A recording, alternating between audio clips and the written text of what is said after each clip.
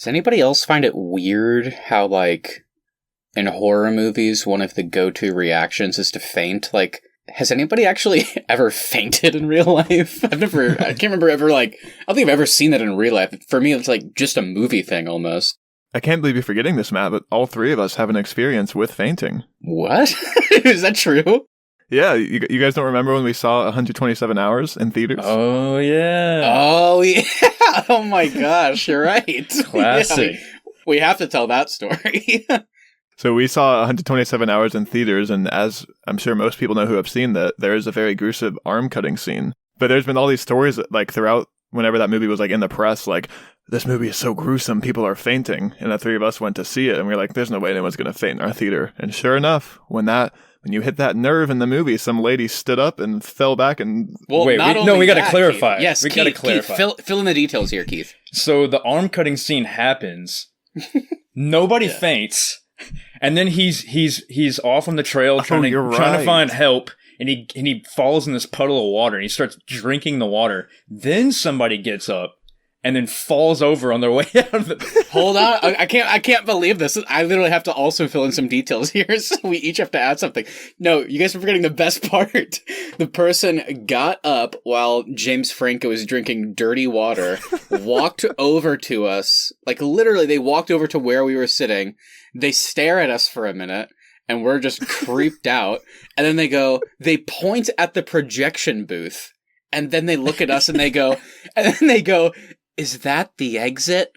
And we were like, I think maybe it was me. It was like, no, the exit's right over there. And I pointed at the door. And then that's when they just fell back and fainted. And then it gets even weirder. Yeah, after the movie, we go outside, and this is like in River Oaks, which is kind of a nice part of Houston, but backs up to like the more, the homeless are kind of going. And there was a homeless man sitting there. And your mom, I think, just gives him a bag of Skittles. Which obviously is nice. The only thing that was odd is none of us knew where she got the Skittles from. That's true. Maybe a ghost handed it to her. Ooh.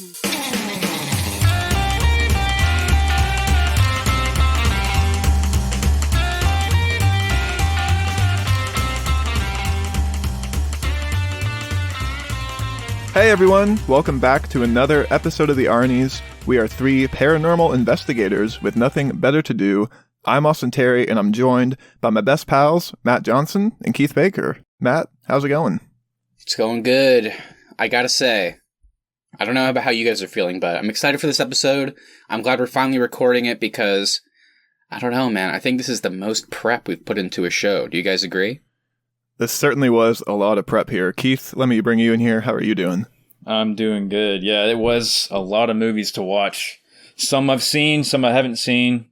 I guess out of all the ones, I would say there were some movies in there that I was definitely really disappointed with. And then, and then some other ones that I was like, oh yeah, this still holds up. So, Yeah, same here. Well, today we have a show filled to the brim with spooks, and it's time to bring the brackets back. We've compiled a list of 12 horror movies that we think can contend to be crowned the best Halloween movie.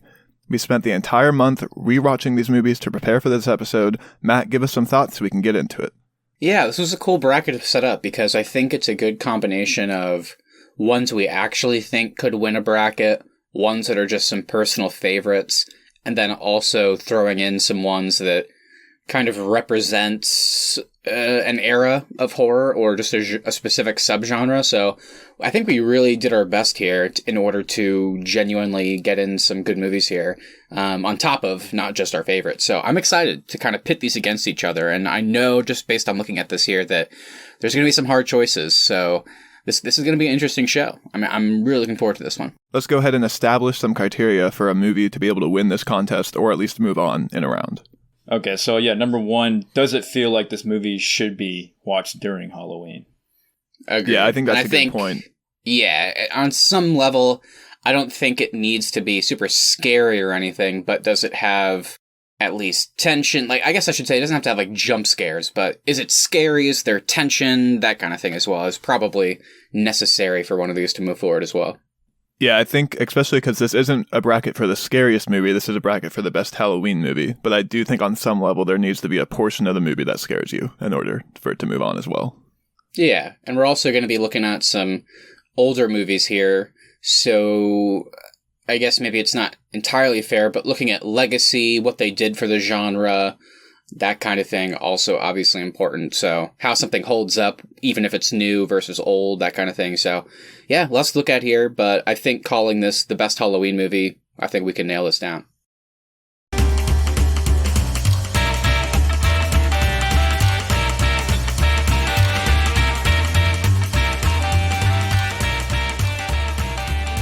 Alrighty, let's go ahead and get into the competition. Keith, why don't you tell the audience who our one-seaters are?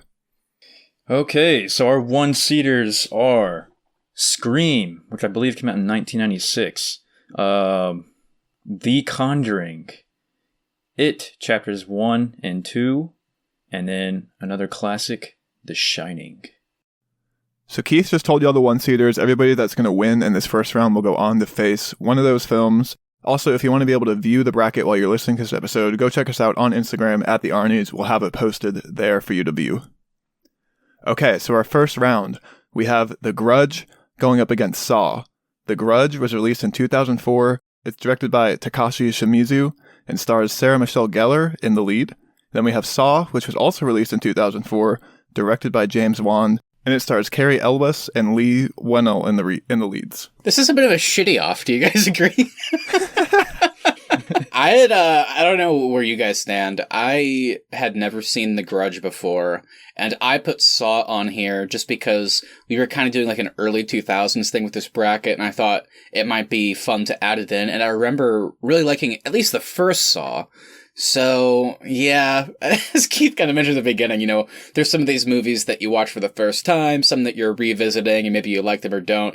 Yeah, this one I kind of revisited and was like, you know, it has some cool things. I don't know if I love it. And The Grudge, I would say at least is interesting, but it didn't work for me. So where do you guys kind of stand? Because I guess I'm a bit indifferent, at least to this matchup. I think I'm going to throw a vote for The Grudge. The Grudge is something I personally submitted for this one.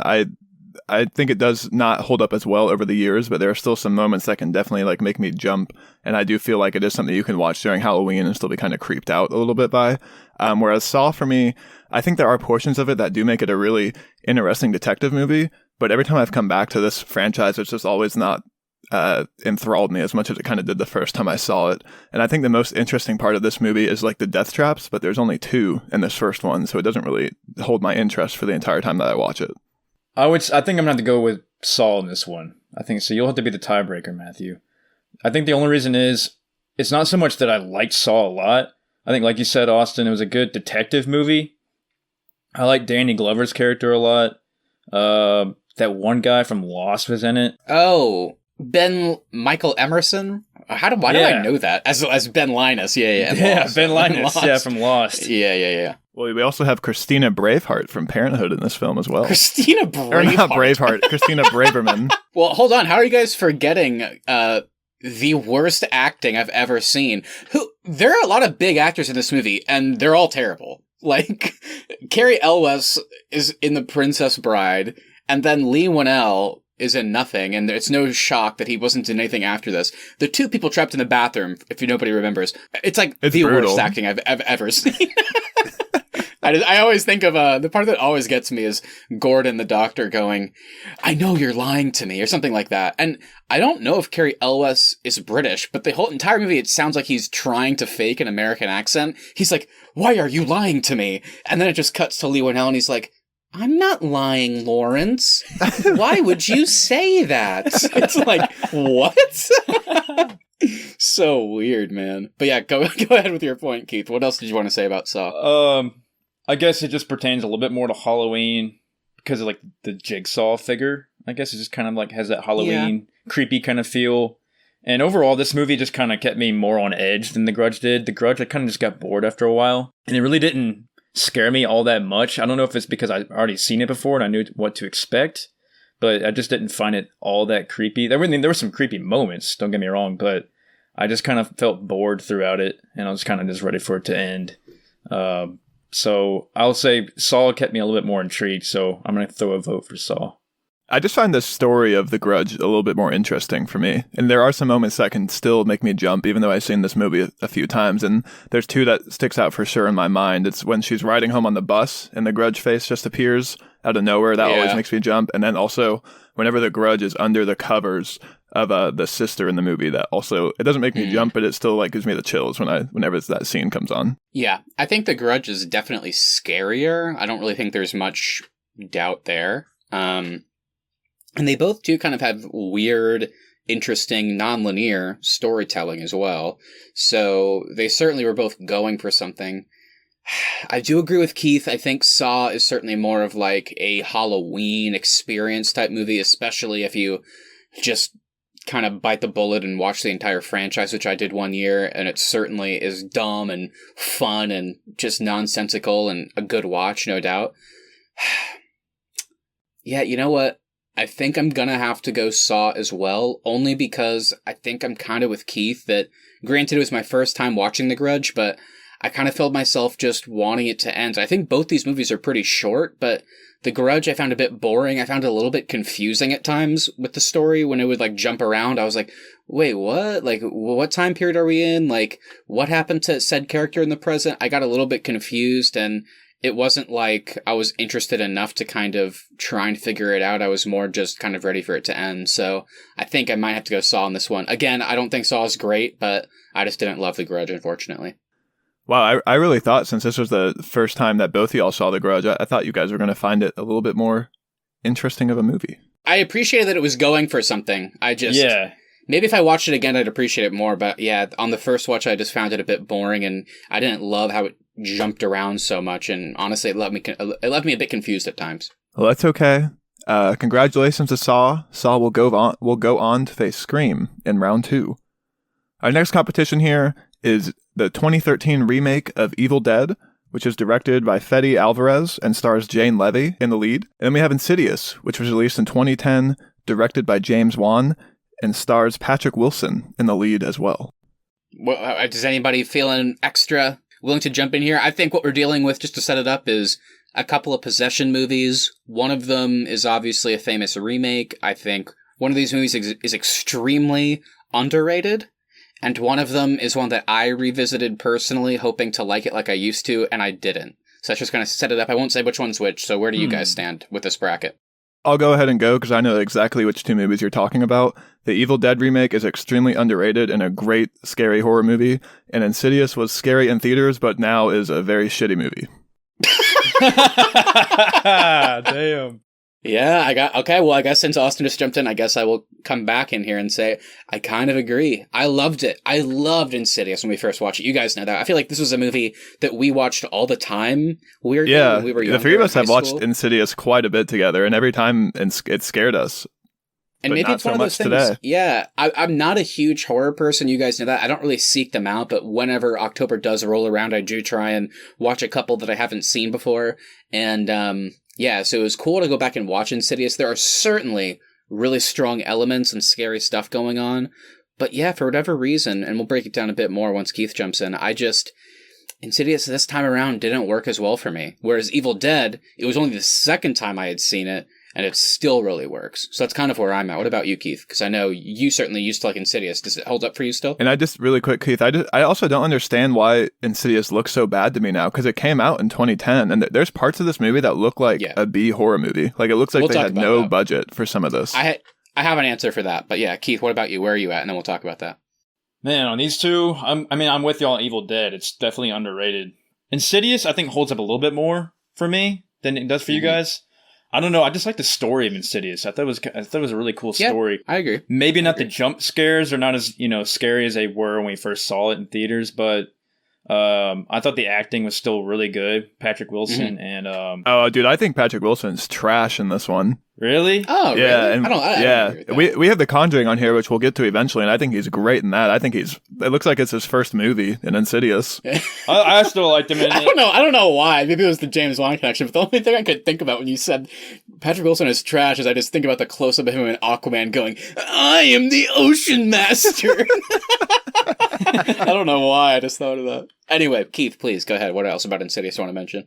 I still like the whole possession coma thing with their son. I thought that was kind of cool, and what they called the further, and how they have to go in and find him, and there's creepy, weird mannequin kind of characters. I still thought that was all really cool and kind of creepy. And I thought that still holds up. And I think the music kind of makes this movie too. It has kind of a good background soundtrack that goes along with the creepiness. Evil Dead. This movie, I forgot how bloody this movie was and how like disturbing this. I think at the time it actually set the record for most fake blood used in a film. I think I remember reading that when it came out. Yeah, and there's definitely some disturbing scenes in this one where you're like, holy shit, especially when she gets like raped and like possessed by the whatever demon it is. Like the tree. The tree. Yeah, the tree, yeah. I completely forgot about that. I was like, holy shit. And I think Evil Dead has a lot more action, which I liked. So if you guys are both voting for Evil Dead, I might have to just not vote on this one and just go ahead and let it go. Majority rules, because I'm kind of indecisive on it. Yeah, I'm for sure going to be voting for Evil Dead. I just really like how they set this up to have like a legit reason of why these people are at this cabin. I think it just makes it so much more grounded, especially for a horror movie. Like the acting here is fantastic. You can buy that everybody really cares about Mia. And then when things do start going down, it's terrifying and hard to watch. Yeah, I like that too. I know the three of us have watched the original Evil Dead together as well, and I could be wrong, but I think they just go to the cabin for a vacation, which obviously there's nothing wrong with that. But I did really like in the remake that they're all going there to basically kind of lock Mia in a sense in order to get over her drug habit once and for all. And how it sets it up for nobody to believe her as well, because they just think she's being a junkie. Yeah, and also talk about a really satisfying conclusion, because I feel like in movies like this, usually the person either stays possessed or dies, or maybe if you're lucky, like the last 5 minutes, the heroes or protagonists kind of finally pull them out of their messed up state, and then the movie just ends. But this one's kind of different and cool, where the protagonist, the brother, because Mia seems like the protagonist, but then she gets possessed and is possessed the entire movie. The brother is finally able to break her out of it. It's like, okay, I guess the movie's done. And then there's this whole twist where, no, now he's dead, and she has this whole kind of third act where she gets to kind of reintroduce herself to you, the audience, and stand up for herself and kill the demon once and for all. And it's really like awesome and feels like a good conclusion and satisfying that she got to come out of it and do that. I don't want to just completely shit on Insidious. I do think there is stuff that holds up. I think the best part of the movie is still whenever Patrick Wilson goes into the further, and the way they showed that is still creepy. And to Austin's point, though, I think the reason it doesn't hold up is because, unfortunately, a lot of the jump scares are CG based. Yeah. 10 years on now, most of the scares, like the red demon crawling on the wall, is not scary because it's like so blatantly just visual effects. Yeah. There are good moments. There's no doubt. I actually kind of like the acting. I like the coma story as well that Keith mentioned. There's still a reason to watch Insidious, is what I'm saying. Yeah, but and Rose Byrne too is great in this movie as well. I really buy her performance. And I will add one point to Evil Dead that I think it maybe fits our criteria for Halloween, and that's the fact that it takes place in a cabin, a creepy cabin in the woods, which is kind of Halloweenish. So just one more thing going towards it. It sounds like I'm in the middle of you guys when it comes to Insidious, but in order to just move on here, ultimately I was just so impressed by Evil Dead. Even on my second watch, it really made me go, you know what? This might be one that I have to watch every year, just because I think it's so good. So, and unfortunately Insidious was the opposite, where I kind of feel like I don't want to watch it anymore going forward because it doesn't hold up anymore. So I am going to lock in my Evil Dead vote as well. All right. And just to be clear, I am joking kind of when I say Insidious is a shitty movie. There are certainly moments that are still great, and I'm definitely not going to watch it again, probably ever, because it just looks so bad this time. But at the time when we saw it in theaters, it was so great, and that Tiptoe Through the Tulips song will always creep me out. Oh, yeah. Yeah, I just want to say, I don't want to completely shit on it, but I'm never watching it again in my entire life. Alrighty, well, the Evil Dead will go on to face The Conjuring in round 2. And now we have another competition here. We have The Orphanage, or El Orfanato, versus Hereditary. The Orphanage was released in 2007. It's directed by J.A. Bayona, and it stars Belen Ruda in the lead. And then we have Hereditary, which was released in 2018, directed by Ari Aster, and stars Toni Collette and a host of other big names. Yeah, so we're dealing with definitely 2 psychological thrillers, a couple possessions, and just how horror affects families, in particular, a whole family. So, I want to hear you guys first, because I don't know, Keith, you submitted Hereditary. I hadn't seen it yet. It was one of those just weird big movies that I missed for whatever reason. So it was the first time I watched it, but I know neither of you had seen The Orphanage. So I'd love to hear kind of your guys' thoughts on this first. I actually kind of would rather you tell me your thoughts on The Orphanage first, Matt, because you've kind of been championing this movie to the two of us. So I really want to know your thoughts on it and why you thought it should be in this bracket. Yeah, I will preface, if we're going off the criteria that is like, is it a movie you can watch during Halloween? I don't think this one is necessarily that, but at the same time, it's one that I watched in college for the first time. I'd never heard of it. My friends pitched it to me as like, have you seen Pan's Labyrinth? I was like, yeah, I really love Pan's Labyrinth, which I almost submitted as well. So I was like, well, that's high praise. And then they're like, well, yeah, Del Toro produced this movie. I was like, okay, yeah, that sounds cool. So I checked it out, and I just thought this was an amazing movie. Again, I will preface, is it like an amazing movie to watch at Halloween? Probably not. But it's just so atmospheric. I love the characters. I love that there's kind of this really cool, genuine, at least for me, mystery involved in this story that I could not predict until the end when I first watched it.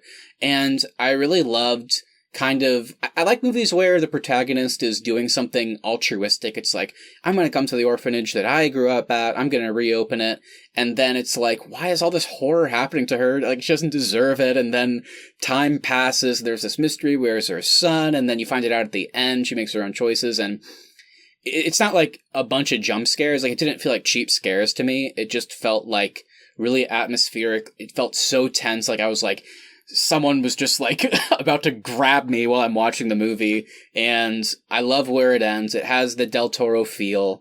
So yeah, does it meet all of our criteria? I admit no, but I still love this movie. For me, it holds up, and it creeps me the hell out, more so than a lot of movies on this list, and I really love the characters and the vibe and what they went for here. So what about you guys? I really liked what you said about tension for The Orphanage, because it does have those tense moments for sure. The performances are fantastic, and it's such a well-made movie, especially for being 2007. It definitely holds up like so well. I think ultimately, though, I am going to throw a vote for Hereditary, because while I did really enjoy watching The Orphanage, I was never like actually scared while watching it. And I know that's not like something required to win, but Hereditary really does build tension so well throughout the movie, just like The Orphanage does. But Hereditary never lets up. Like, I feel like you're on edge the entire movie. And then I think the last 15 minutes of Hereditary are just genuinely terrifying, and really do have like a pretty good Halloween feel with like the witch lore and all that sort of stuff. So ultimately, I'm going to throw a vote to Hereditary. Yeah, very similar movies, actually, if you think about it. Yeah, I was surprised with family trauma and all that. Yeah, so this is a really good pair up. So what about you, Keith? Where are you at? Yeah, I'm going to throw a vote to Hereditary as well. Not that I didn't like El Orfanato, but I just felt myself being confused a lot during that movie. I was just kind of wondering. I don't know what I missed. I must have missed something. Like, what?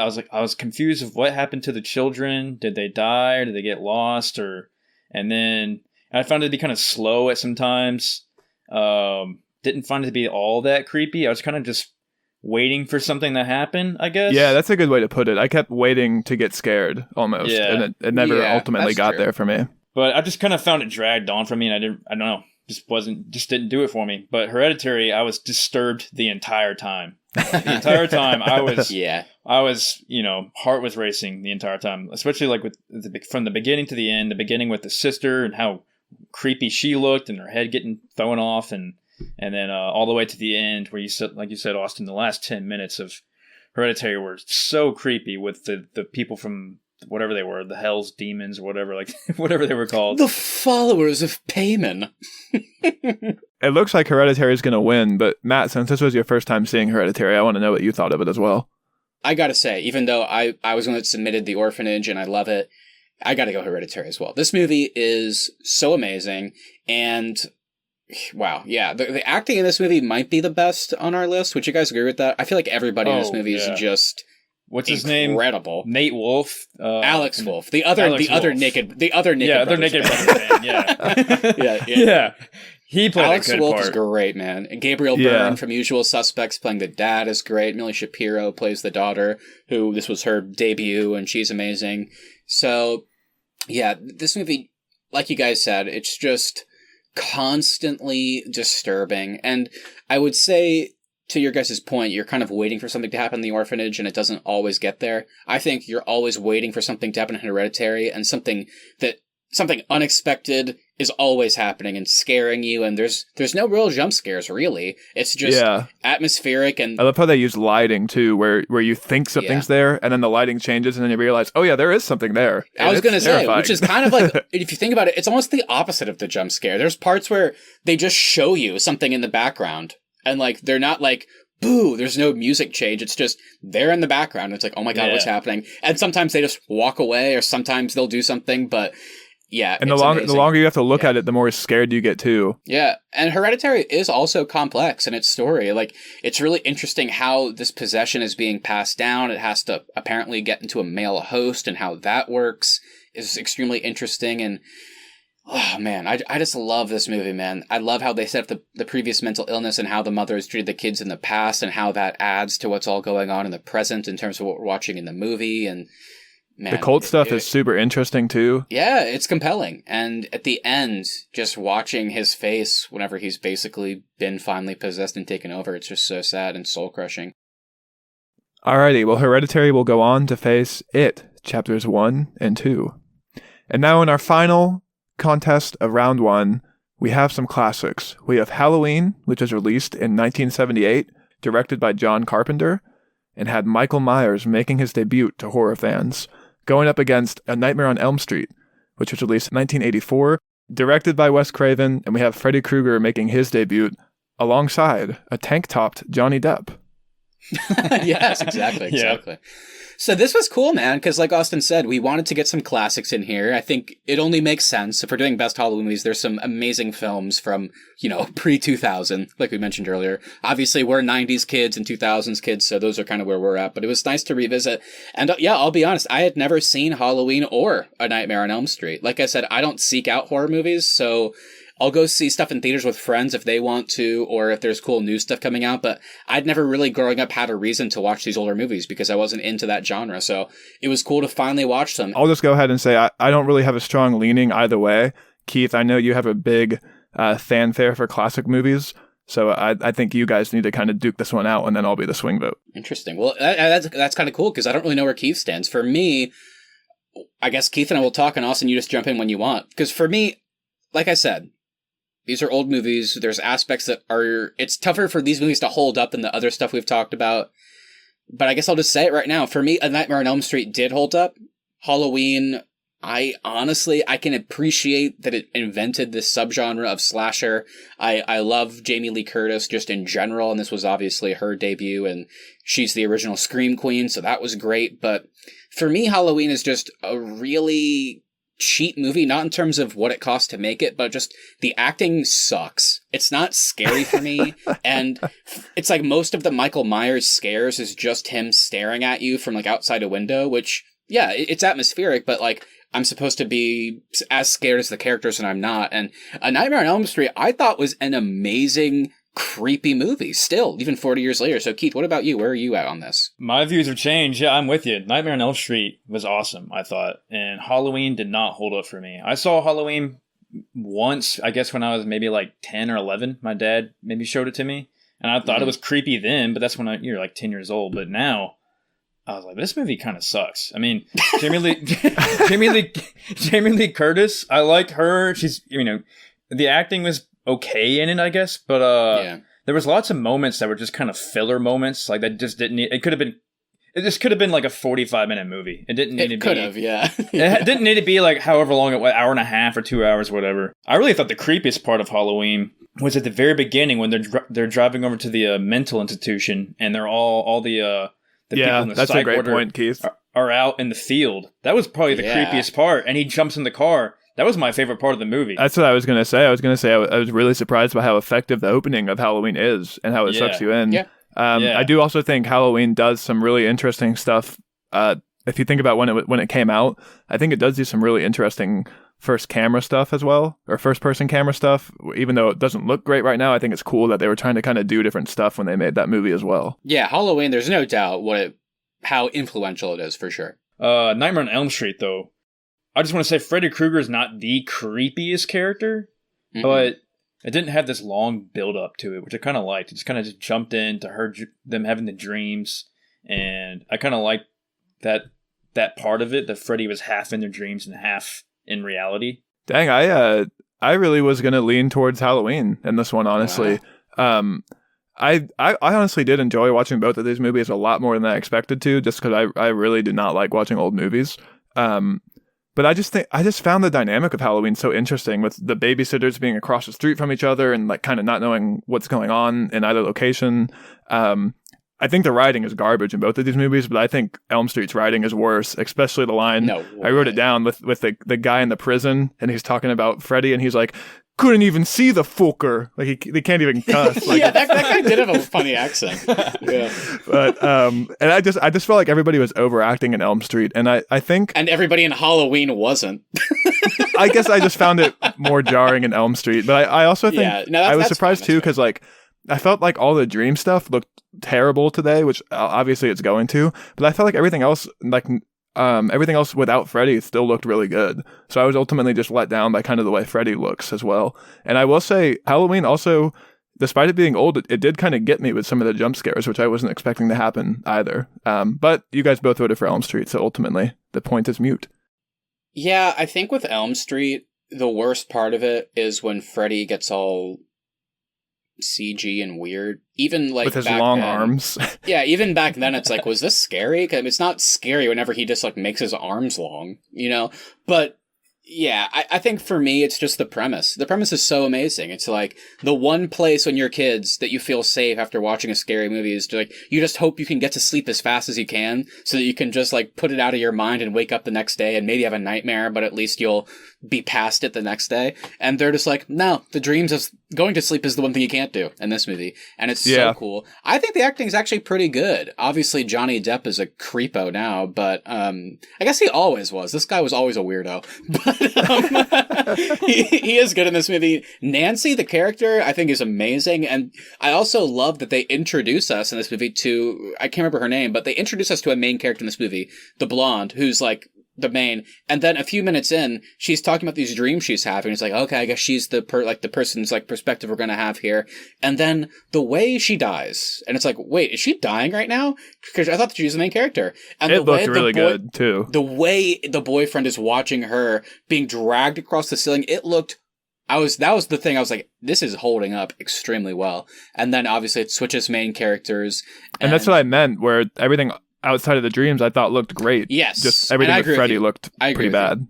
Yeah, and I know Freddy, obviously an icon, and from what I understand, as the films go on, he kind of becomes more comic relief in a sense, whereas in this original, he's supposed to be more kind of just straightforward and scary. And I didn't love Freddy in this movie. He's definitely my least favorite part, but I was just so compelled by the other characters and how they actually combat him by staying awake and trying to find a way to drag him into reality. And yeah, I found it extremely compelling. So yeah, like we started, it sounds like we're voting for Nightmare, but I just wanted to make sure to get that out there because I was just so impressed with this movie. Definitely going to be on my list to watch going forward. And I think I'm actually going to try and watch some of the sequels and see if I like those as well. So yeah. I feel like I'm an Elm Street fan now. All right. Well, Elm Street will go on to face The Shining in round 2.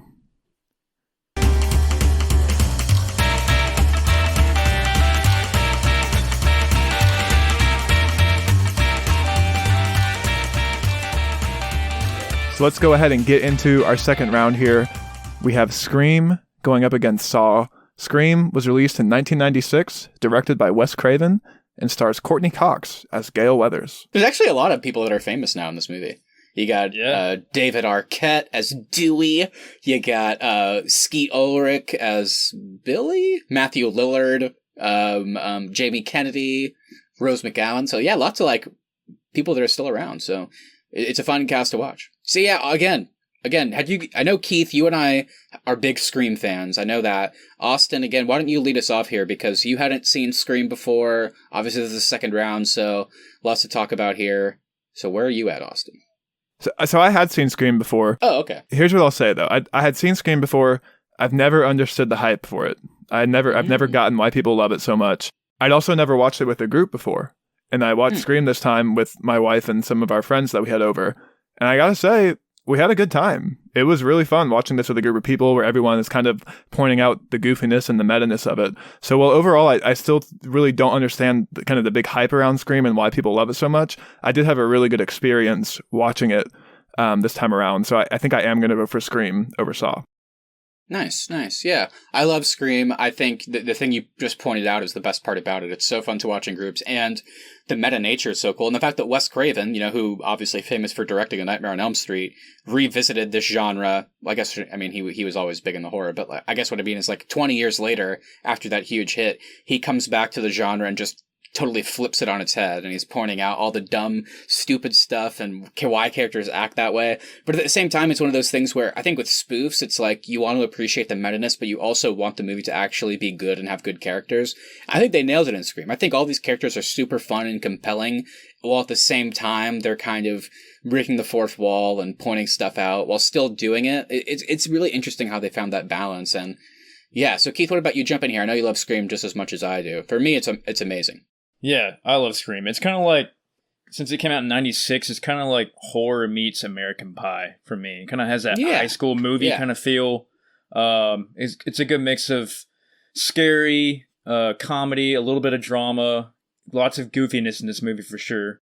It has one of my favorite beginnings of any Halloween movie. That beginning with Drew Barrymore and Ghostface on the phone, what's your favorite scary movie? And they're going through that whole sequence, and the popcorn's on fire. Her boyfriend's in the backyard, about to get killed.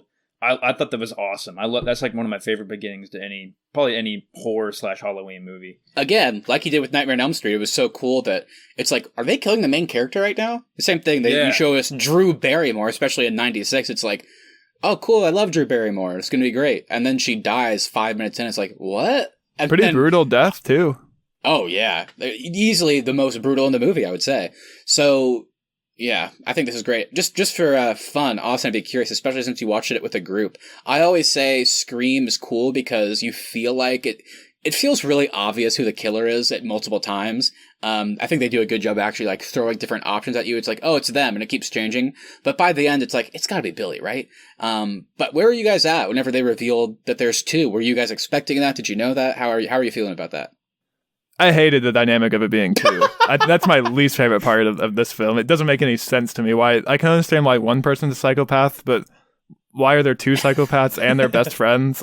It doesn't make any sense to me. But it does have also one of my kind of sequence that I ended up actually really liking. It's a scene where the nerdy guy who loves horror movies is watching TV and he's telling all the characters don't do this, don't do that. Look behind you. And then the Scream guy's coming up behind him. That was really fun to watch in a group, and everyone was laughing. So I got to shout that out too. Yeah, I think the killer thing is really interesting. I actually think on rewatch it gets better. Is it silly? Of course. But I love that these two young kids are trying to be so cool, if you want to say that, and really edgy and stuff like that. And they're there's nothing scarier than no motive, Sydney. But it turns out he's just a high school kid that actually does feel things. So of course he can say there's no motive, but then he reveals your mom slept with my dad, broke up our marriage. So of course there's a motive. He can say there's no motive, but he wants to kill people because he's so fucked up from the way Sydney's mom and his dad messed up his family dynamic. And then Matthew Lillard's just I'm gutted by peer pressure. I think it's so funny, dude. Matthew Lillard is so good in this movie. I gotta shout it out before we move on. The scene where Jamie Kennedy is do you think or Randy, the character, do you think I have a shot with Sydney? And the way he just laughs and is oh, and points at him, and he's and then he just goes straight face, and no chance. It just gets me every time. He has another line at towards the end whenever they've already been stabbed. Yeah. They've already been stabbed. He's losing blood. He's getting a little woozy here. And then he's completely bleeding out, and he's my mom and dad are gonna kill me. He's just gushing blood. Oh my god, man. I agree with Austin. It is silly at the end, but I still enjoy it. And I would say for people... And ultimately, it's also the point, too, that it's silly, so you can't really harp on it too much. Yeah. Yeah, and last thing before we move on, I would say, because like I said earlier, I'm definitely going to get into the Halloween and Nightmare on Elm Street franchise. I want to check out some of these sequels before Halloween in a few days, but I would recommend as somebody that has seen all 4 Scream movies, You got to check these out. I think, especially in groups if you can, even if you just do it virtually, because it honestly, for me, gets better. Scream 3 is the worst, but even that one's still great. Scream 4, which came out more recently, really cool reboot. They're doing Scream 5, and I can't wait to bring the cast back, so definitely a full franchise I would recommend watching. Alrighty, Scream will move on to the semifinals round. And now we have The Conjuring going up against Evil Dead. Ooh. The Conjuring was released in 2013. It was directed by James Wan, and it stars Patrick Wilson and Vera Farmiga as Ed and Lorraine Warren. Yeah, so this one's is tough. A pretty tough This one's going to be matchup, man. tough. Yeah, I think both of these movies are fantastic. So if anyone feels strongly, go ahead and jump in. I guess we should also mention Conjuring was a big deal for us in 2013 because, again, like I've already said, I don't seek out horror movies. I will watch them, but especially even just 7 years ago in 2013, I was not actively watching them. But you guys dragged me to the theater for this one. And man, we had this was a fun theater experience. We had a blast in the theaters. I got to see this in theaters. I was legit, and I never do this, but I was screaming out loud. I was like, covering my eyes at parts. I think just kind of like everybody else being there, and it was like a packed theater, really just heightened the experience. So I'm glad I had that. But I will say now the scares don't hold up for me really at all in The Conjuring. That's not even a bad thing. I think it's an amazing film, but the actual just scares themselves don't really work all that well. I will say it has a top tier scare that still got me, even just watching this by myself, dude. Because they set up this really fun, almost like in The Orphanage, they have the hide and seek game, which is really creepy, and I love how they played with that. You want to play hide and clap? Yeah. And in this one, they have hide and clap, which is like, can we talk about hide and clap for a second? Because you're supposed to, the seeker has their eyes closed, obviously, and they count, everybody runs away, and then they go, okay, first clap, everybody claps, and you're supposed to then find somebody with only 2 other claps? Like, when they play this in the movie, the mom's like, okay, first clap, and they sound like 2 miles away, and then they walk like 10 feet, it's like, second clap, and it's like, how do you win this game? Anyway, what I was saying was, the top tier scare, though, is whenever the mom is playing, and they end up down in the creepy basement, man, and she finally gets out, it's like, okay, we're safe, and then the final clap happens, it just, out of pitch black, the hands reach out on the side of her head and just claps, and then everything goes black. I was like, ah! Even by myself. It was the only moment in any of these movies that I audibly screamed while like rewatching them. So that was a fun moment. Another top tier scare for me too is when you first see Bathsheba on top of the wardrobe as well. Oh yeah, that was. I think that's it's just the design of that character is just terrifying. Yeah, no, that was good. And even at the end, whenever it's silly, whenever her face shows up on top of the mom's face, I was like, oh god, that is scary. And then also, I will say, Evil Dead also has a pretty good, not really a scary moment, but a pretty good chilling moment. And it's whenever Mia is possessed and she sticks her head up through the little basement door, and she's watching everybody, and she's like, do it. Whenever the girlfriend character of the brother, the brother's girlfriend, who's easily the worst character in the movie, because she just randomly shows up and they don't like give her any lines, so I kind of felt bad. But whenever she's cutting her arm off, and she's egging her on, is just in the main room, just pushing. Yeah, that's what I'm talking about. The makeup is amazing. It's so scary. Anyway, Jane Levy too is fantastic. Yeah, I want to hear what you guys think about The Conjuring more. Like I said, it is a good movie, no doubt. The scares themselves, aside from the couple we mentioned, don't really hold up for me.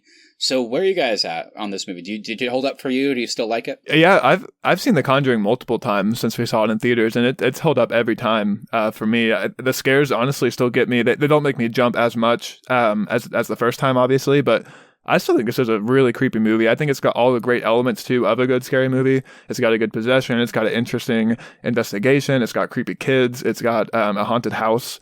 And it's got a really interesting backstory, too, for the origins of the scariness in this house as well. I'm going to lean more towards The Conjuring. I think it just meets more of the criteria for me. Like you said, Austin, it has a haunted house, has a really cool story. I thought the acting was awesome in this with Patrick Wilson and I can never Vera Farmiga. Yeah, Patrick Wilson's gonna win the Mark Hamill's Most Improved award for his performance in Insidious. Yeah, and I also like Ron Livingston as the dad. I thought he played a good part, and I think all the kids did a good part too. I just thought the story was cool. I liked all the haunting aspects of the house and the possession of the mom. I thought that was still scared the shit out of me. Maybe not as much as it did when I first saw it, but still scary nonetheless. I just thought it was overall a better story than Evil Dead. And one more point, I would just say I like the I really like the story of the Warrens. I guess that was her name, right? Yeah. Yeah, the demonologist or whatever. I liked their story. I liked how they had that room in their house with all the haunted things. I thought that was so cool. I do hate the Annabelle stuff in this movie. I know they obviously they made a trilogy out of it, but I hate that the movie starts with the Annabelle stuff. I'm like, this isn't scary. This is stupid. Why are we starting with this? But I do also like where they start us with the Warrens. I like that there was this mysterious possession that happened off camera that really messed up Lorraine Warren. I was like, oh, that's kind of cool. Like, she's this interesting medium character, so there was some interesting stuff there. I think just to say it so Austin can go from there, I feel like when it comes to the brackets we've done with both food, movies, and TV, and as well as the scores, I do think, and maybe I shouldn't, but I feel like I'm always going to lean towards something that impresses me multiple times as opposed to something that I didn't quite like as much the second time. So I'm going to vote for Evil Dead because I really liked it when I first saw it, and on this watch, I thought it was amazing and it held up in every way for me. Whereas with The Conjuring, I thought it was amazing when I first saw it and it's so scary. And this time, I think it's a solid movie, but I wasn't scared except for 2 times, mostly just the one time that I mentioned. And ultimately, it does feel a bit overbloated. Another kind of long movie that it's like, I like how there's a lot going on backstory-wise, but I don't think all of it was necessary. And then Bathsheba, kind of the monster of the movie, is really only, it feels like weirdly only a threat. I know obviously she's throughout the movie, but only like a physical threat for the last 5 minutes in a weird way, just how they presented it. So yeah, I think I'm gonna go Evil Dead. I just got more out of it this time. I like The Conjuring. It's definitely not bad, but yeah, I'm gonna go with something that has impressed me on multiple viewings. Oh man, this is tough. Here's what I'll say about The Evil Dead. Until I saw The Evil Dead in theaters, I'd never understood. And a little background: Keith and I saw Evil Dead together without Matt. Yeah. So Keith and I saw that in theaters together, and until we saw it, I had never understood why people like horror movies. It just never clicked to me. I never liked being scared. I never really sought horror movies out until I saw Evil Dead. And then we just had such a good time in the theaters watching that's when it clicked for me. And I was like, oh, this is actually really fun watching horror movies. And kind of like Matt said, every time I've seen Evil Dead since then, it's held up, creeped me out. I really like how efficient and quick it is too. It's only an hour and a half and it goes by really fast. So I think I am going to end up voting for The Evil Dead. I don't even know how good I feel about it because I think The Conjuring is so good, but I'll vote for Evil Dead. I think it's tough. I think it's tough with a matchup like this. It's honestly nothing against The Conjuring, but when you have a movie that's an hour and a half, it feels like no bloat. It just has a point. It does it, executes it perfectly. It does specifically in this instance with this bracket. It does make me look less favorably on The Conjuring, which just has, I think, too much in it. Like I said, and it's like, that could have been cut out. Whereas it's hard to argue, with the hour and a half runtime where it's just so efficient, as opposed to the 2+ hour one where it's like, did we need all this stuff? But, I think you have a good point, too, about The Conjuring not really holding up, because these both came out in 2013, and The Evil Dead holds up better. Yeah, I'll just say, these two movies are kind of very different from each other, because if it was The Conjuring versus Insidious, I think The Conjuring would win over Insidious. Easy. Yeah, for sure. I also think Evil Dead, though, does kind of capture some of that shock horror, too, that you would get in Saw. That's a good point. I think it does have some of that elements as well. It does have that gore element. I don't love gore, but when it's done well and kind of it makes sense with the story they're telling, I do think it can be interesting and entertaining, just like with watching with friends and stuff like that. So yeah, I agree. I think it's kind of a more refined version of that early 2000s gore and movies that was too much and gross, and this time it actually kind of makes sense. So yeah. And I guess the only other thing too I'll say is The Conjuring doesn't do it very heavily, but it still does rely on jump scares for some of its scares. And Evil Dead doesn't really do that either. It just seeks to creep you out. Yeah, Evil Dead just scares the hell out of you even when there's not a scare happening. Because you always know, just like with the original, which by the way, people should go check out the original 2 Evil Dead movies and Army of Darkness, because Bruce Campbell's amazing. But the makeup in both versions, even this many years apart, is still haunting. And just knowing that this monster, the possessed Mia, is down in the basement, everyone call it. Even when nothing is happening, just knowing she's down there is horrific and awful and scary. And there's also a few scenes too where they don't stay on it, but the camera does pan, and you still see her looking from the basement too. There is that straight on scene too where she is antagonizing the girl that cuts off her arm. But then there's also earlier scenes too where they're just panning around the room, and you just see her eyes staring at you. Also, really Creepy. cool opening as well that I forgot about. There's a cool opening in this version of Evil Dead where basically there's a girl trapped in the woods. She gets beat over the head and a bag put on her head. So obviously you assume the worst. It's like, oh my god, like these scary people that live out in the middle of this nowhere by this cabin are just gonna kill this girl. I'm so scared. And then they tie her to a pole, and it's like, oh no, they're gonna perform a ritual on her. And then her dad comes out. It's like, no, what? Why is their dad here? And the dad's about to kill her. It's like, oh my god, this is so scary. And then, of course, the reveal, no, she's already been possessed. Everything that happens later in the movie is already happening with this group. So now the dad is going to kill the daughter, and then the daughter, of course, reveals that she's possessed. I was like, oh, that was such a cool opening. And I love how it pays off later. So, yeah, I'm going Evil Dead. I feel like we made that decision a while ago, but we can't stop gushing about Evil Dead. Come down here and let me suck your cock, pretty boy. I love the voice, like the possessed voice is so creepy too. Yeah. Okay, here we have another Ooh. competition that's going to be hard. This one's going for to be me. interesting, man. This is interesting. We have It Chapters 1 and 2, released in 2017 and 2019, directed by Andy Muschietti, starring Bill Skarsgård as Pennywise, going up against Hereditary. So Austin was the one that kind of compelled me to watch the first It. Obviously, in 2017 when it came out, it was the biggest deal. I just had no real affinity for It. I know it was huge in the early 90s. I didn't really care. I thought the trailers were cool, but I wasn't like that excited to see it. Austin was the one that eventually convinced me to, so I did and was like, oh, this is a good movie. I really enjoy this. And then I've seen it, I think, 3 total times now. And even though I liked it, surprisingly, I never saw It Chapter 2 until for this podcast. I watched it for the first time. And so here's where I'm at. And I want to get kind of your opinion. And Keith, feel free to jump in as well, even though you didn't finish him. It doesn't really matter. I'm kind of at a tough spot because I don't love It Chapter 1 as much as everybody else. I do think it's a good movie, no doubt. The scares don't hold up at all. And for me, I hate the fact that they just rely on CG for Pennywise. It looks stupid. It looked stupid in 2017. It looks stupid now. I like the practical stuff, like when he turns into the leper and stuff like that. But whenever he just opens his mouth and all the teeth come out, or he jumps out of the projector, I just laugh. It just looks so dumb. Anyway, the movie itself is great. Like the actual character development and the way these kids like react to what's going on. They're going to take matters into their own hands. It Chapter 1, big thumbs up.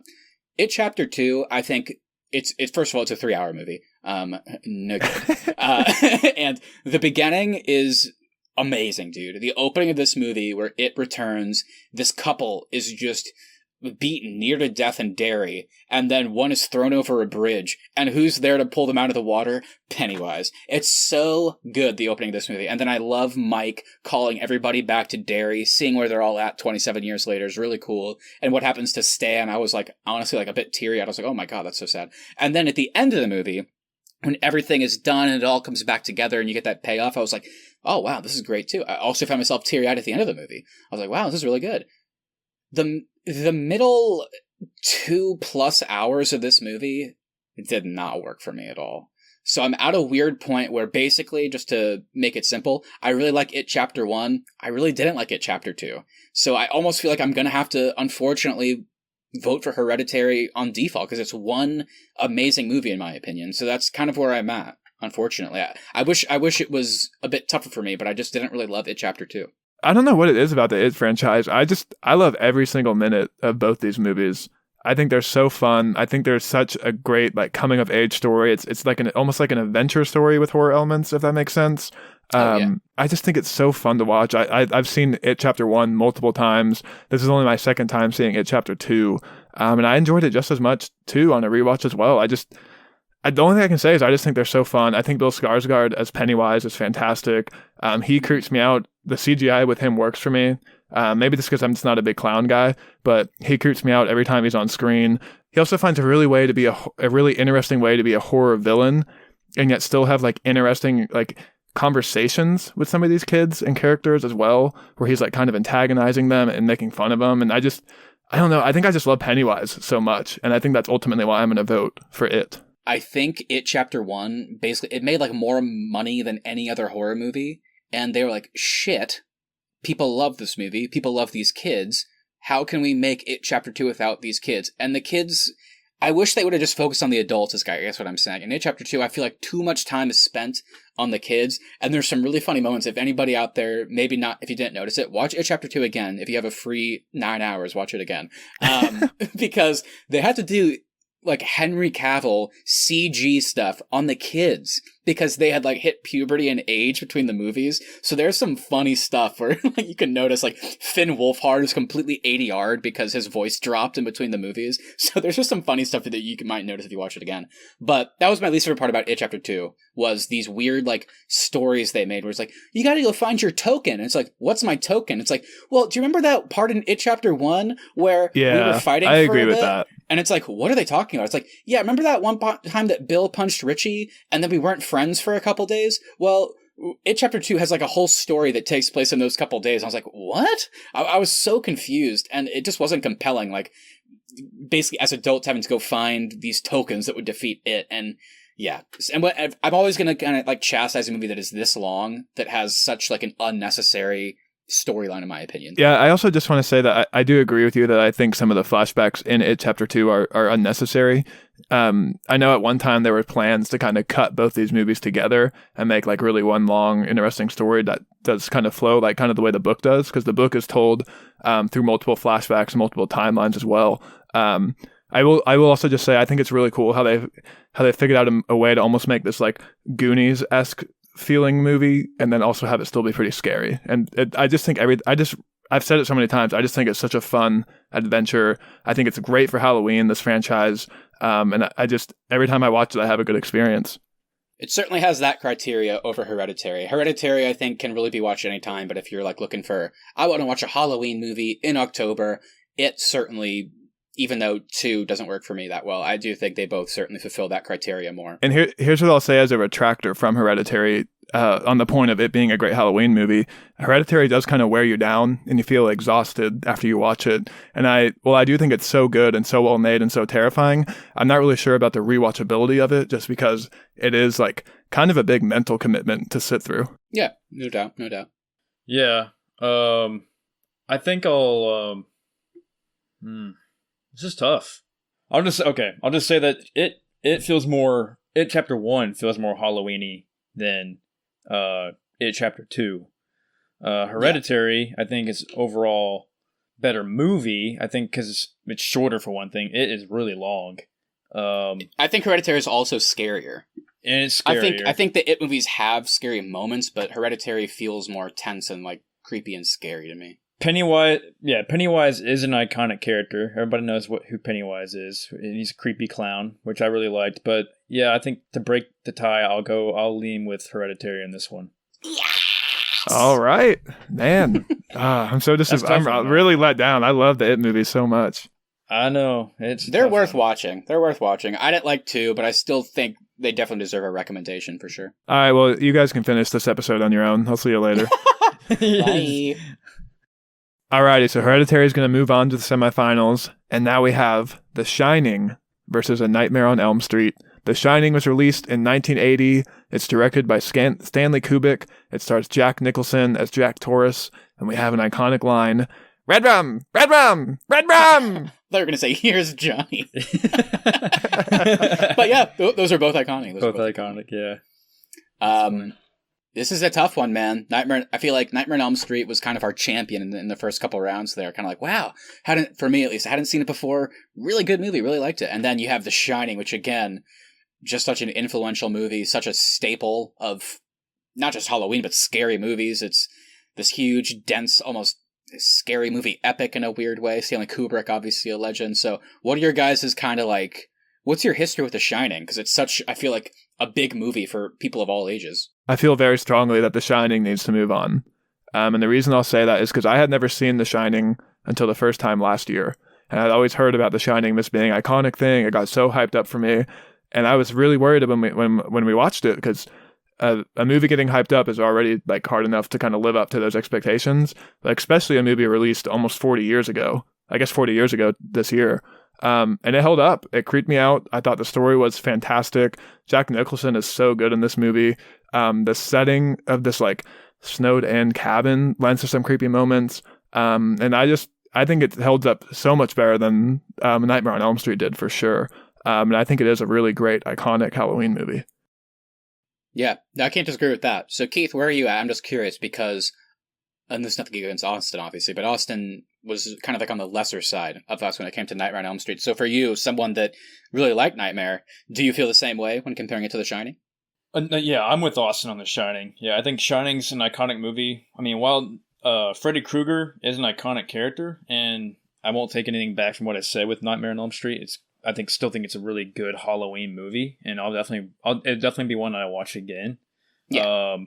But The Shining is just, yeah. You hit all points, Austin. It's iconic. The setting, the creepy hotel in the middle of the Rocky Mountains, snowing and blizzard, and Jack Nicholson's character is slowly going crazy over time. I thought that was so cool. And then little boy Danny running into all these weird ghosts or whatever. The two twin girls creep me out every time I see that. That old lady still looks creepy and is creepy as well. The old lady, and then even the wife, even though she's good, she's a good character, she's still kind of creepy too, even though she's not, a bad guy or whatever. But how is she creepy? I don't know. She just creeps me out. The way she's dressed and her mannerisms. No. She just creeps me out. She creeps me out. Keith feels the same way about the wife that he does about Admiral Holdo. Yeah. She creeped me out. Check out our Last Jedi episode. We could have put The Last Jedi on here. But no, actually, I will recommend the actress who played her. I thought she played her really well. She's just Shelley kinda, Duvall, yeah. That's why. I guess that's what I was trying to say. She's not creepy. She just It's just kind of. She plays really good nervous lady. Yeah, I was asking you guys those questions just to kind of extend the conversation because I kind of assumed where it was going, and I can't disagree. I think it has to be The Shining on this one. I will say again, just for the sake of it is a bracket, so why not compare? I do think A Nightmare on Elm Street, like we said earlier, is great. For me, someone who had never seen it, it held up in every way except just the Freddy Krueger CG, but that really there isn't that much of it because he is kind of practical most of the time. But wow, just a great movie, held up. The premise is so good. I love the acting, I love the characters, and the way they presented the scares in Nightmare was excellent, in my opinion. We'll definitely rewatch and watch that series. But yeah, I'm going to go The Shining as well. I'm not going to add too much. It's a great film. It holds up. If people have been growing up hearing about The Shining and are like, it can't be that good, can't live up to the hype, I would just say check it out, man. I think you'll at least get something out of it. It's a great film. Still holds up, like you guys said. And yeah, what else is there to say? It's The Shining. Alrighty, The Shining will go on to face Hereditary in the semifinals.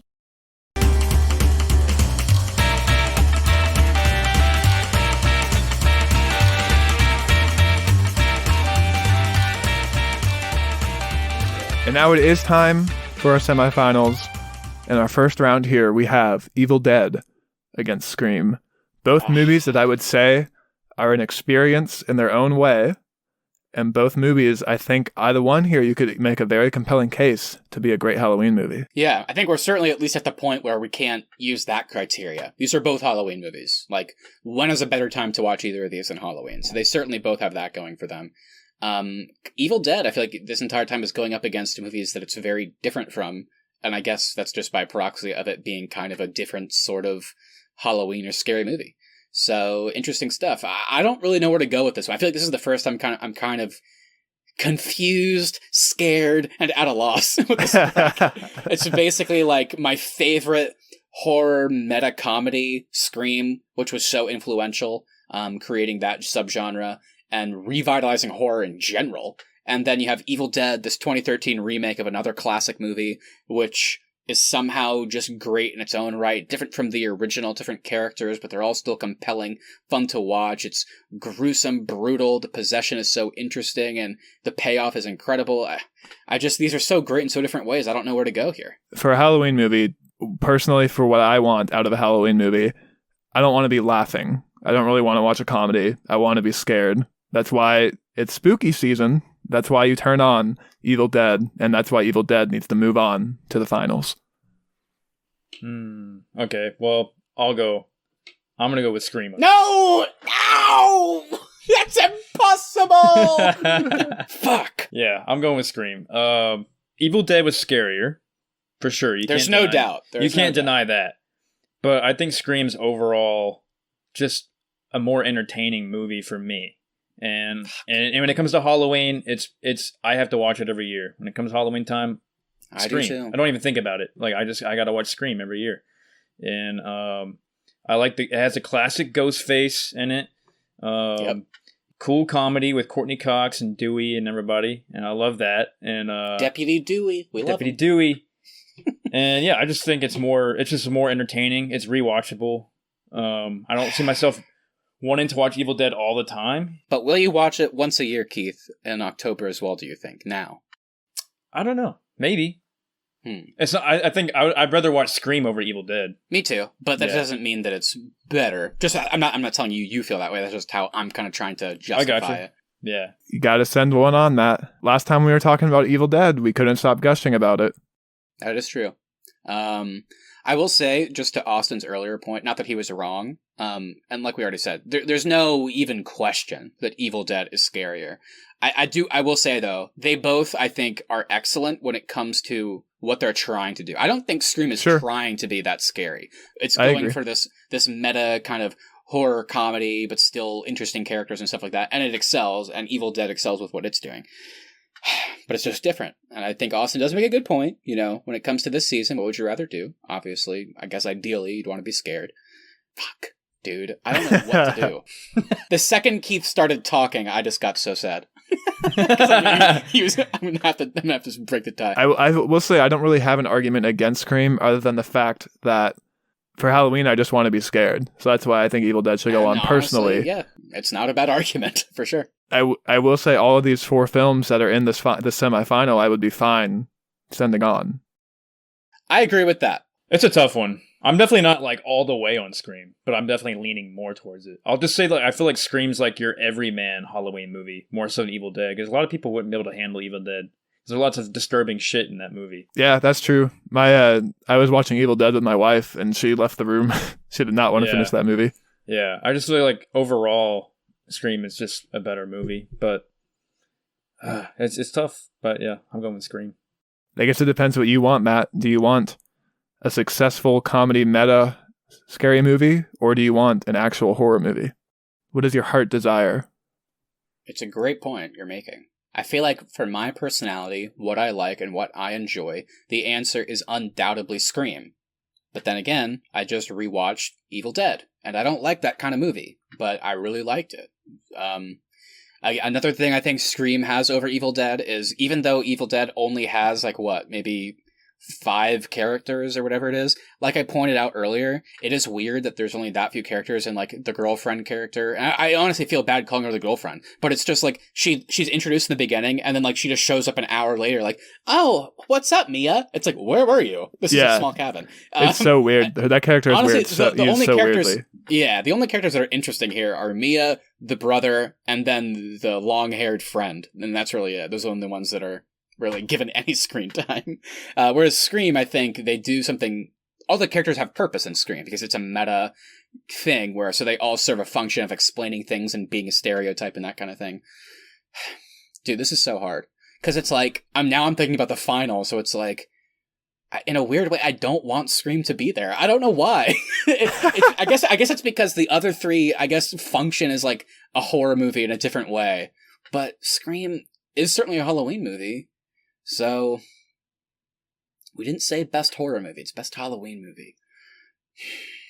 It just depends what you want from your Halloween movie. I know deep down Matthew wants to pick Scream. I know. And you're right. I do want to. I want to say Scream. I know deep down Keith wants Matt to pick Scream because I picked Evil Dead. No, that's not true. What? Keith is still being a petty little bastard from our movie scores bracket when John Williams didn't take it home. That's not true. I even picked Scream. I picked Scream for this bracket, too. Yeah, you submitted it. Keith is undoubted. I mean, I want to say Scream right now. There's no doubt there. There never was any doubt. But it's just... I really am shocked Matt liked Evil Dead as much as he did. I thought he was going to come into this film not liking it, or this competition not liking it. I'm going to go Scream. And I don't... No! My stomach hurts. I don't feel it. Evil Dead is so good. It's so good. But in a weird way, I think Austin kind of almost like gave my answer for me. He's like, what do you want like out of a horror movie? And like, since I'm not that big of a fan of the genre, it's always going to be something that has kind of a fourth wall break comedy nature. But I can't recommend the Evil Dead remake enough. Yeah. Alrighty. Scream is going on to the finals. And now we have one more competition. We have Hereditary and The Shining. And really, I'm kind of surprised at the way this shook out, because it really is kind of two family trauma movies going head to head. Yeah, True. it really is. This is an interesting one. I guess looking at the bracket, this was kind of expected, right? Did we think it was going to end up on this side of the bracket, Hereditary and The Shining? Did you guys think that was going to happen? I wasn't expecting it, no. I thought I was going to be able to convince you guys to move it on, so I didn't think Hereditary would make it this far. Gotcha. Yeah, I thought you both were going to go with it. That's what I thought. I thought I was too. I was surprised. Because I'd never seen Hereditary or It Chapter 2 until a couple days ago, so that kind of, I guess, informed that opinion. Yeah. Yeah, again, we're at another kind of this weird horror possession trauma infecting an entire family and how that kind of shakes out. Very similar movies in that way. Here's what I'll say, and it kind of is the same argument I made against Hereditary last round. This is the second time I had to watch Hereditary. And everything I said about it in our very first round, I do mean it. It's great. It's terrifying. It's so well made. It's well acted. But I also found myself not really wanting to watch it again. Yeah. And that's kind of how I feel with Ari Aster's other movie, Midsummer, too. It certainly was an experience in its own way. I just never really want to rewatch any of his movies. And I certainly could not see myself watching Hereditary every Halloween. So I am going to throw a vote for The Shining. Sure. I think there's something to be said for that. Both in good and bad ways. I think there's nothing wrong with what Austin is saying. I think rewatchability and replayability when it comes to games, that kind of thing, is interesting and important to bring up. But I think on the flip side, there is something kind of cool about movies that fuck you up so bad and impact you in such a way that you never want to watch it again. I think there is something I agree about that. And if we were trying to decide the scariest movie, I'd be voting Hereditary for sure. Oh, yeah. But we're not, and you're right. And that should be taken into account. And I will say, actually, you know what? I'm actually going to say that kind of almost is void for me. I don't really think, I think The Shining, because of the nature and the impact it had, I think it's become a Halloween movie. But I don't know if The Shining was ever supposed to be. You know what I mean? Like, it's obviously scary, but I kind of feel they're kind of the same in the sense that I could watch both of these in February and it wouldn't feel any more special to watch them in October, really. That's kind of how I feel. But Austin's right. I think Hereditary is scarier.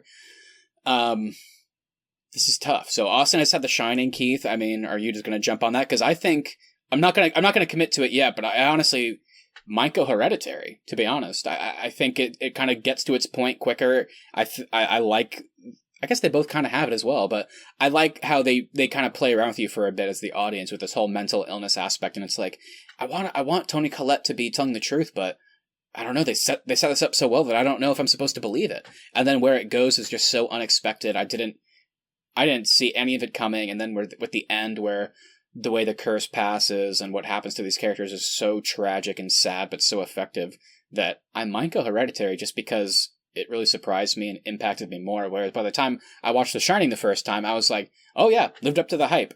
But I didn't really feel anything beyond that. Whereas Hereditary, I think, moved past it a bit. Yeah, I'm leaning towards The Shining. But, I mean, I agree with both points. Yeah, Hereditary scared the shit out of me. And it disturbed me the entire time.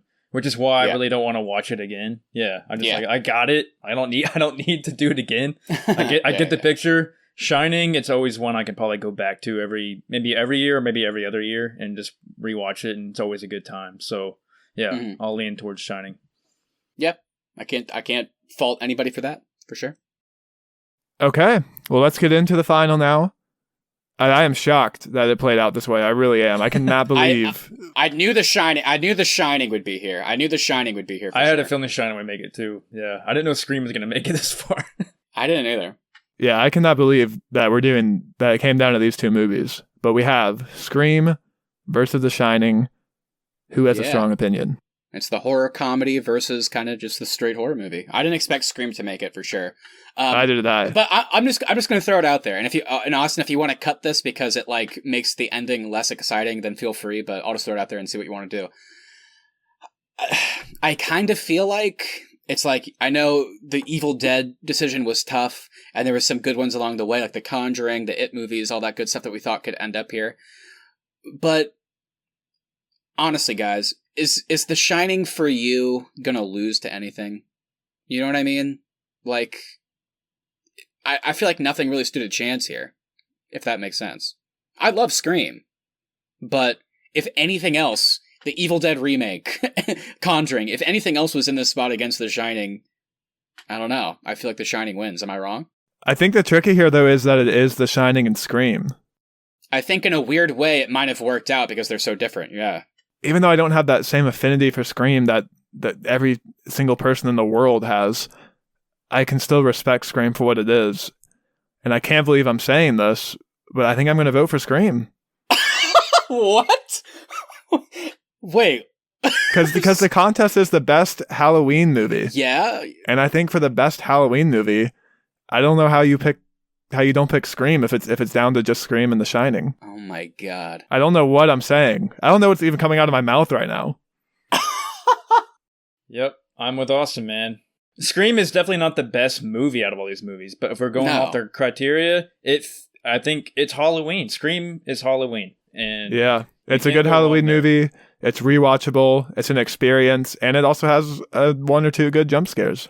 Are you guys telling me that like the opposite of what I said is true? So would anything have beat The Shining for you as long as it was more like Halloween-ish? Like watching it around that time, do you think? Yeah, because I thought this was going to be like the most boring ending of all time. I thought it was going to be like, okay, The Shining wins. I'm shocked. It would have beat The Shining for me for sure. Okay, I don't think anything would have beat The Shining for me besides Scream. Scream. And I honestly don't even like Scream that much, but I know you're definitely the least fan of it out of the three of us. I know that, and Keith already said it, so I guess that's the episode. Because I mean, I can't believe I was going to say it. I mean, I was going to say The Shining just because, like, it's a better movie, but you guys are also right that Scream is probably fits the criteria of what we're looking for in terms of Halloween, rewatchable. The Shining's scarier, but I guess that's really all it has. If we were doing best scary movies, or like scariest movies, would you have picked The Shining in this instance? Like, Scream wouldn't have moved on, probably. No. Well, Scream wouldn't even have made it into the bracket if we were doing scariest. I think scariest movies, Hereditary would have gone a lot farther. That's true. Yeah, probably. Yeah, if we were doing scariest, I think it would have down to Evil Dead and Hereditary. Probably, yeah. That probably would have been the finals. Yeah. I would have voted Hereditary. But yeah, just for the sake of locking it in, you guys said Scream, so I will as well. It took, I guess, a little convincing. I thought this was going to be just me say The Shining kind of begrudgingly, but yeah, I think Scream fits the Halloween parameters a bit better. Shining's scarier, not to take away from that, but wow, there we go. I think this is the most shocking outcome of a bracket that we've done yet, but Scream is the best Halloween movie. Hell yeah. And I will say, for any of you Shining fans out there, if you haven't seen Dr. Sleep yet, do yourself a favor and go watch it. Go watch Dr. Sleep. It's incredible. I'm going to watch it. I'll go watch it. Especially for being a sequel to like such a well-known classic movie. It's honestly really cool what they did. Nice. Yeah, I'm going to watch that for sure. Okay. Well, before we get out of here today, we got to do the Arnies Podcast Awards. This is a segment of our show where we give an award for anything in this episode. Keith, we'd never know for sure, but he might know the rules today. Keith, start us off with your award. All right.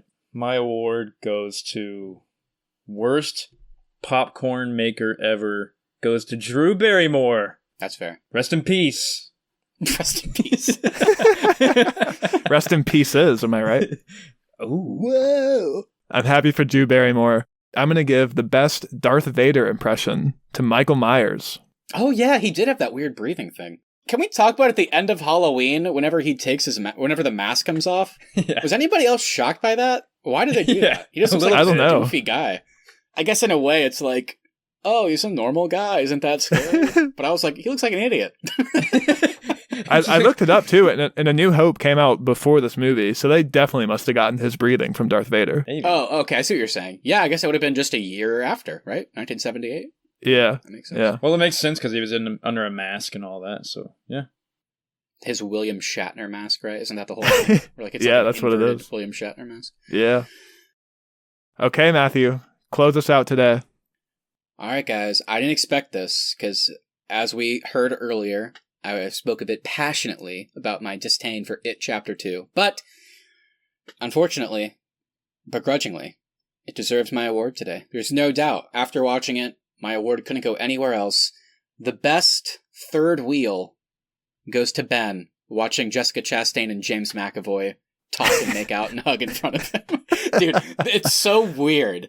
Like, whenever Bev and Bill get back together, they have to pan over to Ben watching them at every instance. Like, they'll just be talking. Even when they're kids, and then they the have to do camera that moves too. over and he just turns around and stares at them. And then they hug at one point, and then the camera turns like just to the left and he's just standing there staring.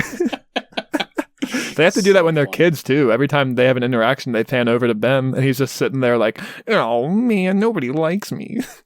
Yeah, hot Ben. He had a glow up, as the kids say, I believe. Yeah. Alrighty. Well, everybody, thank you so much for listening. If you enjoyed this episode, please make sure you hit that subscribe button so you never miss any of our upcoming content. Also, if you wouldn't mind sharing us with a friend, I know it doesn't seem like it, but that really does help us continue to grow this show. At the Arnies is our social, and the Arnies.media is the website. We'll be back on Tuesday for my own personal horror movie. We'll be back to our Star Wars series with 2018's Solo, a Star Wars story.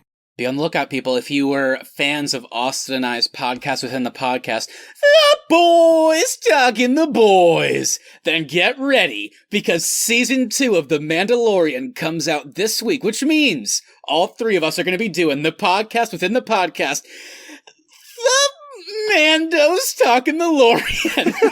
Oh, that's good. I like that. That's Nice. I have no idea what we're going to call it. That's I don't what know it what is. we'll call We're it, calling but it maybe that. That works for now. The baby's talking the Yodas. Who knows? Anyway, yeah, we'll be reviewing each episode of The Mandalorian Season 2 as they come out, so keep an eye out for those bonus episodes. Like Austin mentioned, our Star Wars series will continue. We have lots of fun stuff coming out in the coming months in between each of those episodes as well, so good stuff coming up the rest of the year. Exciting. Yeah, and feel free to follow us on Instagram at the Arnies. Direct message us on this episode, upcoming episodes, The Boys, Star Wars. It's all happening. Let us know, what's your favorite Halloween movie? What's your favorite scary movie? Do you think we got it right this time? Did we get it wrong? What would you have put in its place? Let us know. All right. We'll be back next week with Solo. Maybe. I might just end the podcast so I don't have to watch that movie. My parents are gonna kill me.